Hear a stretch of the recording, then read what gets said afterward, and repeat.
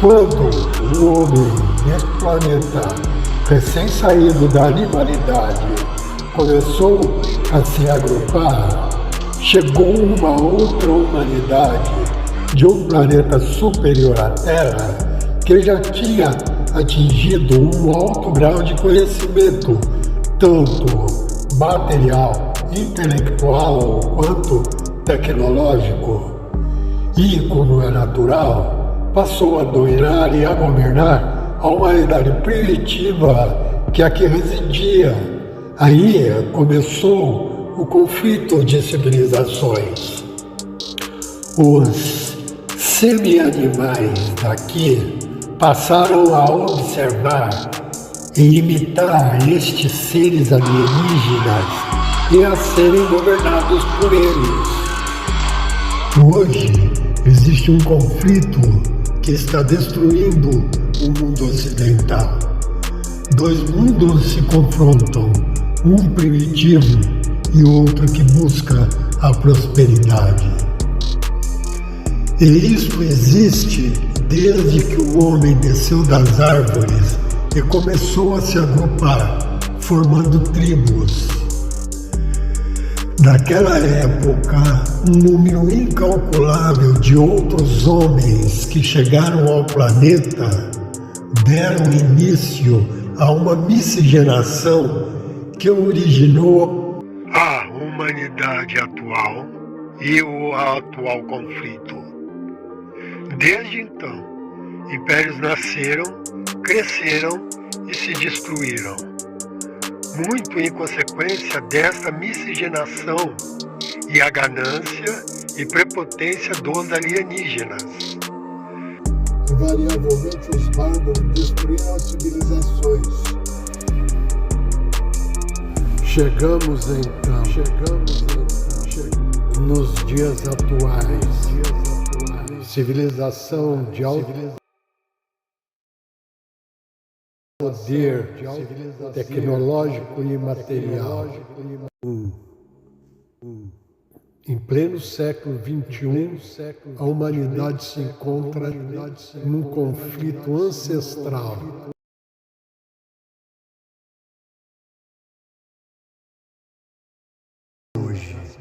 Forma, né, de criar galera cega que segue eles. Me dá 5 mil reais aqui. Você é um otário, me dá mais 5. É uma coisa de hipnose mesmo. Eu que vou te tirar daí. Então o Brasil precisa sair desse modo do paizão.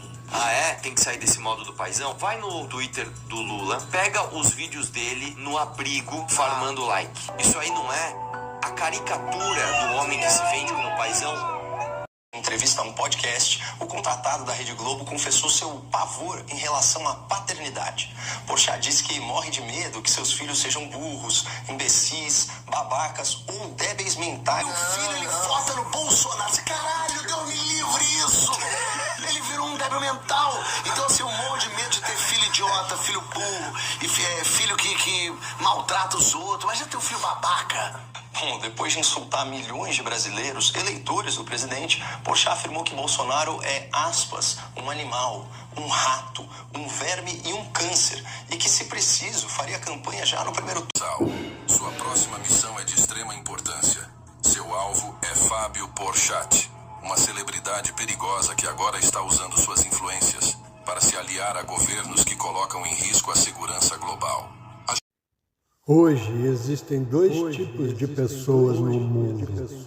Os que têm afinidade com a humanidade primitiva e os que têm afinidade com os homens que vieram de fora. Isso é crime, tá? Chamar bandido de bandido é crime. Sim, ele é uma pessoa que cometeu um ato, por exemplo, eu não chamo garo jovem. Que rouba um celular, por exemplo, não é bandido? Não pode chamar de bandido? Não pode chamar disso não.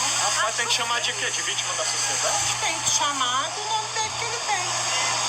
Se alguém passa aqui de uma vez e sai correndo com o celular da Ele senhora pode aí. sair justamente por isso, porque esse celular aqui ele pode levar na boa. Ah, esse daí é o do ladrão?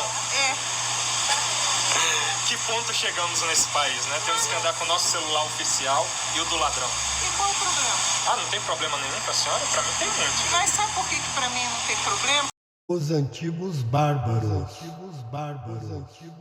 Todas estas pessoas que defendem e justificam a degradação, a corrupção, a decadência e os crimes cometidos pelos políticos e por quem está no poder contra a população e os cidadãos que já estão cansados disso tudo. Todas estas pessoas são, na verdade, os verdadeiros responsáveis pela decadência, porque por causa delas, pela quantidade que o criminoso mantém o poder. É a massa de manobra que os oportunistas se aproveitam muito bem. Vírus mental, tal do vírus woke, que realmente vai de mente em mente, levando tudo, arrastando as coisas ao seu alcance, que nasceu desses influenciadores pós-modernos dos anos 60, como eu mencionei Foucault e Derrida e Said e os interseccionais e todos os outros, que por sua vez veio de um mal-estar de marxistas e esquerda em geral, um mal-estar com o fato da ideologia deles ter fracassado, ter colapsado. E o que ela quer? Ela não propõe nada, porque os pós-modernos, eles são muito difusos. Ela quer, no final do dia, destruir o mundo ocidental. E nisso ela encontra uma série de aliados. Então você está vendo hoje, de um lado, o mundo ocidental moderno, a ideia de separação de poderes, de democracia, de direitos individuais, de objetividade, de racionalidade, de produzir, de capitalismo, de competição, de liberdade econômica. Você vê esse pacote em ameaça. E do outro lado você tem os pós-modernos com a cultura, com a arte, com a infiltração nas instituições culturais, querendo minar isso. Quando você entra nas Olimpíadas, por exemplo, que é o ápice, né? As Olimpíadas são um dos grandes exemplos de realização ocidental. Ela surgiu na Grécia, que foi o berço da civilização ocidental. Você tem lá o atletismo, a boa forma, a competição, a excelência, o mérito. Na Grécia Antiga não tinha se você é dessa cor, você podia competir, não. Era o mérito. Quando você põe um homem de 200 quilos fazendo uma alusão religiosa lá, tem controvérsia se é a última ceia realmente ou se é uma alusão a deuses gregos, e você tem um efeito chocante disso, porque certamente esse cara não tem o perfil de um atleta, né? No mínimo você pode falar isso. Então esse endeusamento da obesidade, aliás, é mais um grupo identitário, tá? Os woke, eles criaram uma categoria, que tem a raça, tem o gênero, tem o ocidental, oriental, tem todas as categorias, e tem a obesidade também como uma categoria protegida de opressão. Então ser obeso mórbido, pesar 200 quilos, deixa de ser uma condição de saúde que pode te matar, que vai te dar diabetes, que vai te dar hipertensão, etc. Orgulho de ser gordo. Cara, você precisa fazer um regime, você precisa emagrecer, porque você não vai viver muitos anos, você vai sofrer com essa condição. E isso é destruído pelos pós-modernos. Então, de um lado esse mundo ocidental, do outro lado os pós-modernos, você tem o mundo islâmico também, que também odeia o mundo ocidental, porque odeia a separação de religião e Estado. Você tem as ditaduras, misturando um pouco a salada aqui, mas você tem China autoritária, você tem Rússia autoritária, você tem Irã. São ditaduras que também estão interessadas em minar e destruir o mundo ocidental. Então, por isso que a gente vê essa repercussão tão grande e uma influência tão grande dessas ideias na grande batalha ideológica que tem hoje. Vamos supor que você é o Vladimir Putin da Rússia, no meio da guerra de invasão lá da Ucrânia, ou você é o Xi Jinping da China e você quer enfraquecer os seus adversários, você quer enfraquecer o Ocidente, não como adversário militar e econômico somente, mas também como adversário ideológico. Você não quer que seu povo olhe para os Estados Unidos, olhe para o Canadá, olhe para a França, Inglaterra e fala, caramba, aquilo é uma alternativa ao autoritarismo que tem aqui na China. Você quer minar. Quem melhor do que os pós-modernos?